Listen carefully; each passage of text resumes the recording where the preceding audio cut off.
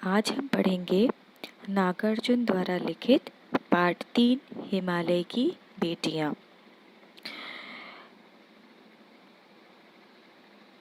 हिमालय की बेटियां एक ऐसा निबंध है जिसमें लेखक ने हिमालय की बेटियों को यानी हिमालय से निकली हुई नदियों को उनकी बेटी माना है।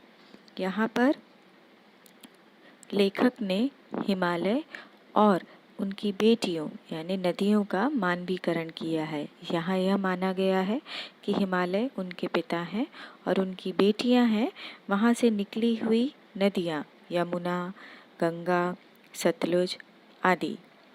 तो जब भी लेखक ने पहले कभी भी दूर से जब उन नदियों को देखा था तो वो बहुत ही धीर गंभीर, शांत, अपने आप में खोई हुई सी लगती थी, संभ्रांत महिला की भांति। संभ्रांत कुल का अर्थ होता है अच्छे कुल का, यानी जैसे हमारा परिवार होता है जिसमें सभ्यता, संस्कृति, अच्छे मान सम्मान, अच्छे संस्कारों को अहमियत दी जाती है, उसे संभ्रांत कुल कहा जाता है यानी अच्छा कुल कहा जाता है। तो जब भी लेखक उन्हें दूर से देखते तो वो उन्हें किसी अच्छे कुल की, अच्छे परिवार की महिलाओं की भांति प्रतीत होती थी। उनके लिए लेखक के मन में आदर और श्रद्धा के भाव थे। जिस प्रकार लेखक को अपनी माँ और दादी, मौसी और मामी की गोद में प्रतीत होता था, वैसा ही जब वे इन नदियों में डुबकियां लगाया करते थे तो वैसा ही आदर और सम्मान और असीम प्रेम उन्हें उन नदियों में प्राप्त होता था। लेकिन इस बार हिमालय पर चढ़ने का सौभाग्य लेखक को प्राप्त हुआ। तो जब वो हिमालय पर चढ़े और वहाँ पर उन्होंने देखा तो वो हैरान हो गए यह देखकर कि जो वहाँ से नदियाँ निकली हैं वो बहुत ही दुबली पतली हैं, अर्थात बहुत ही सकरी उनकी धाराएं हैं।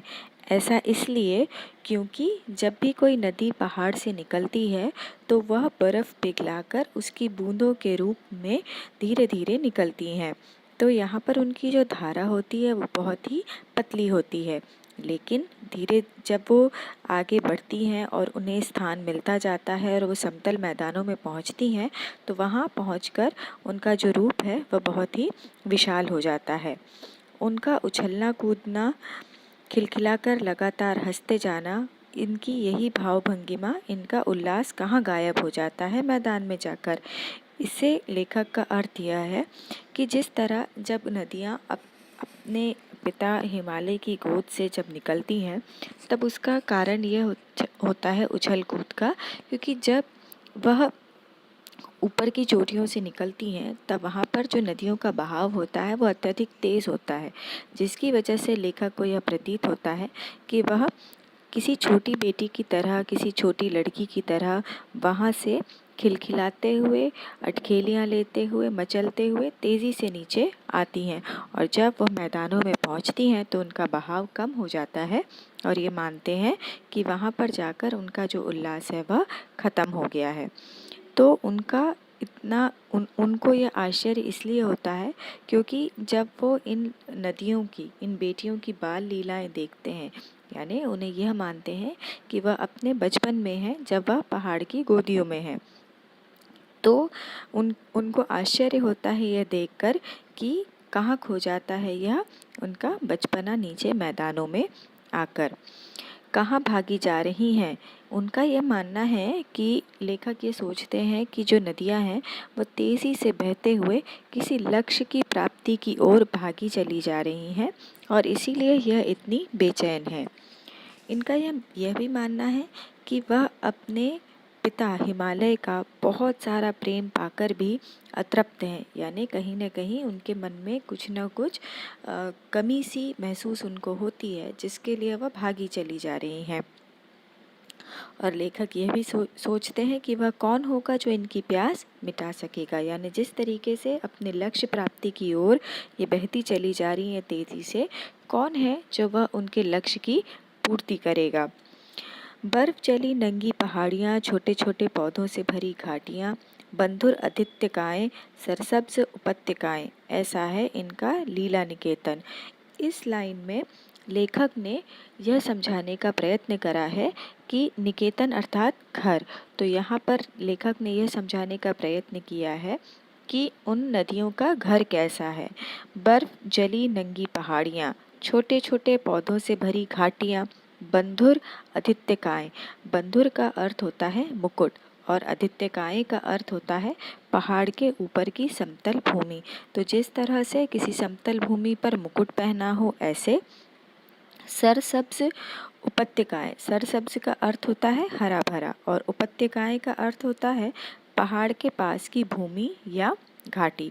तो ऐसी सुंदर हरी भरी घाटी, बर्फ से ढकी पहाड़ियाँ, छोटे छोटे पौधों से भरी घाटियाँ और एक ऐसी समतल भूमि जिस पर एक मुकुट समान स्थान है।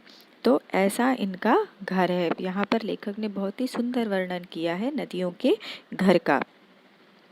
तो जब ये आगे बढ़ जाती हैं और नीचे आकर देवदार, चीड़, सरो, चिनार, सफ़ेदा, कैल के जंगलों में पहुंचकर जब यह पीछे मुड़कर सोचती होंगी तो शायद उन्हें अपने इस सुंदर घर की याद आती होगी। कौन जाने बुढ़ा हिमालय अपनी इन नटखट बेटियों के लिए कितना सिर धुनता होगा। सिर धुनना यहाँ पर एक मुहावरा है जिसका अर्थ होता है पश्चाताप या शोक के कारण अधिक दुख प्रकट करना। तो यहाँ पर लेखक ये कहना चाहते हैं कि किसे पता है कि वह बूढ़ा हिमालय अपनी इन नटखट बेटियों के लिए कितना बेचैन होते होंगे या कितना उनको अपनी बेटियों को याद करते होंगे। तो यहाँ पर बड़ी बड़ी चोटियों से जाकर पूछिए तो उत्तर में विराट मौन के सिवाय उनके पास रखा ही क्या है। तो यहाँ पर लेखक ही कहते हैं कि अगर आप उन घाटियों से या उन पहाड़ियों से जाकर के पूछेंगे कि अब उन्हें कैसा लग रहा है तो शायद वहाँ उत्तर देने वाला कोई नहीं होगा, क्योंकि वो जो नदियाँ हैं वो आगे बढ़ चुकी हैं। तो अभी तक हमने इस पैराग्राफ तक, थर्ड पैराग्राफ तक ये मैंने आपको समझाया है। यहाँ तक हमारा पोर्शन कंप्लीट हो चुका है। आगे की क्लास में हम इसके आगे के पैराग्राफ से शुरुआत करेंगे। तो यहाँ तक जितनी भी मैंने चीज़ें थी वो समझाने की कोशिश करी है। Thank you.